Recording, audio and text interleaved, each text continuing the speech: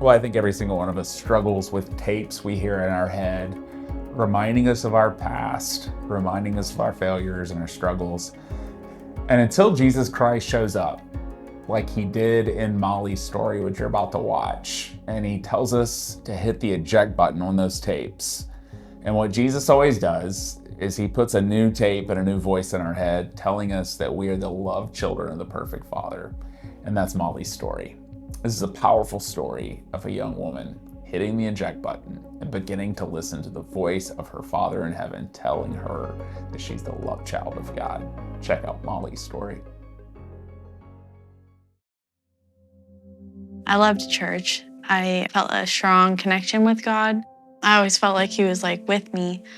But when I was like 9, my brother started doing a lot of drugs and like getting in trouble with the police. And I think it was like really affecting my parents. They didn't know how to help him. And like my mom started dating somebody and moved out. And my dad he'd stay at his girlfriend's like 2 nights a week. So then I was just like at home with my brother who was like doing drugs. And that's when I started smoking weed and drinking when I was 12.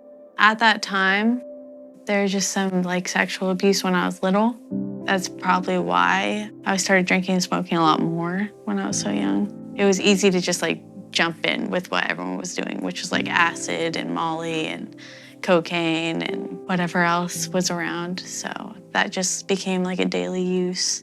There was definitely moments where I was like, I don't want to do this, but it was more painful not to, you know? And when you're on drugs and around people on drugs, it's easy to get in situations where that happens again because people treat you like a possession. When I was 18, I got sexually assaulted and I called my dad to like help me go to the hospital or something. And he showed up and just like yelled at me and then left. And my friend had to take me to the hospital. And I think that's like when I really got like bad because it just brought back all of when I was little, like the times that I had gone through that. Before all the chaos with my brother, like my dad was very Christian, very happy. He always made dinner for us and would like buy me lunch every day. Like he was my best friend. And I think my brother getting how he got just like broke my dad. And I don't think he knew how to handle it. So it wasn't all bad. There was a lot of blessings and love. But I think when you don't have coping skills, it's just easy, you know? Easy to focus on the bad. I didn't feel loved by God a lot of the times because of what I went through. He always has, and I just need to believe it. And I think, yeah, my daughter made me realize that because I don't love anything in this world more than my daughter. I mean, God and my daughter are like pretty equal, but I'm trying to make God first. It's hard when it's your child, you know? You know what I mean? Nothing in this world matters more than them. And when I realized God loves me more than that, I was like, how rude of me to say that he doesn't love me. You know, like I need to make a change. And that's when I flew out to California. That's how I ended up here. I don't think I started trusting God again until like 6 months ago. Like I knew I loved God and I knew God loved me, but I didn't trust God.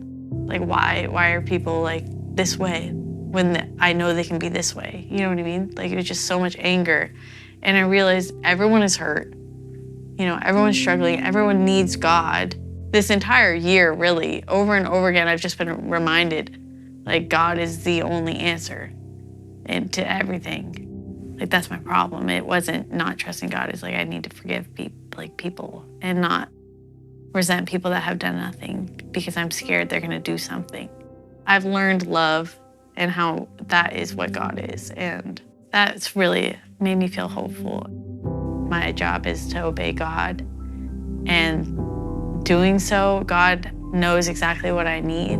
Nobody's gonna teach you how to live and experience life better than him. And I'm so grateful that there's so much more life to like keep not giving up and keep going. Because last year me would be so proud of this year me. And I know like I'll be super proud of who I'm gonna be next year.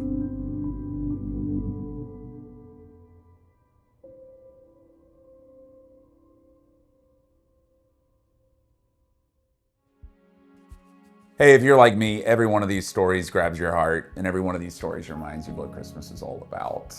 It's about life change. It's about heaven crashing into earth. It's about seeing people experience the power of Jesus in their life. And that's what we want for you, and that's what we want for more people this year.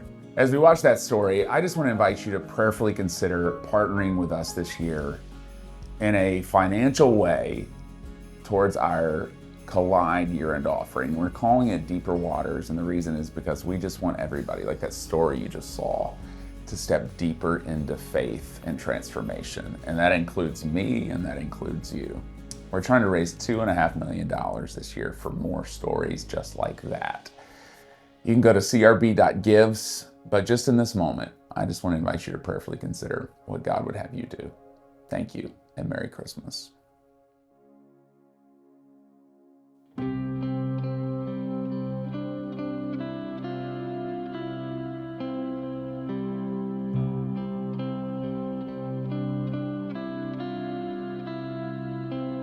In the darkness, we were waiting, without hope, without light, till from heaven you came running.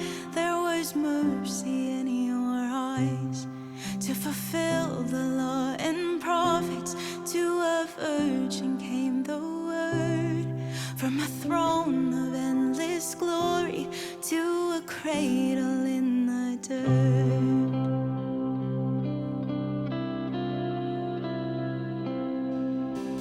Praise the Father, praise the Son, praise the Spirit, three in one.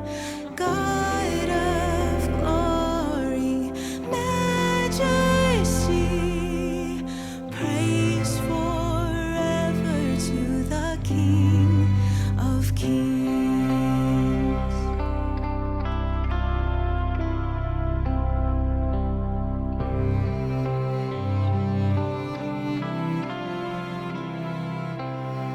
To reveal the kingdom coming, and to reconcile the lost, to redeem the whole creation.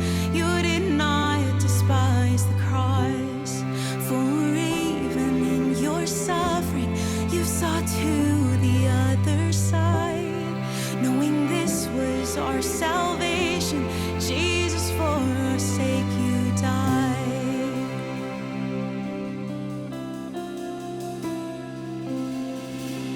Praise the Father, praise the Son, praise the Spirit, three in one.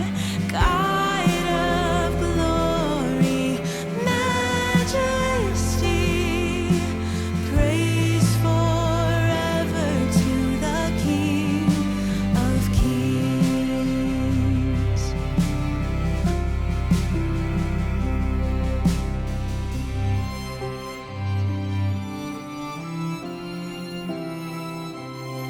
In the morning that you rose, all of heaven held its breath, till that stone was moved for good, for the Lamb had conquered death.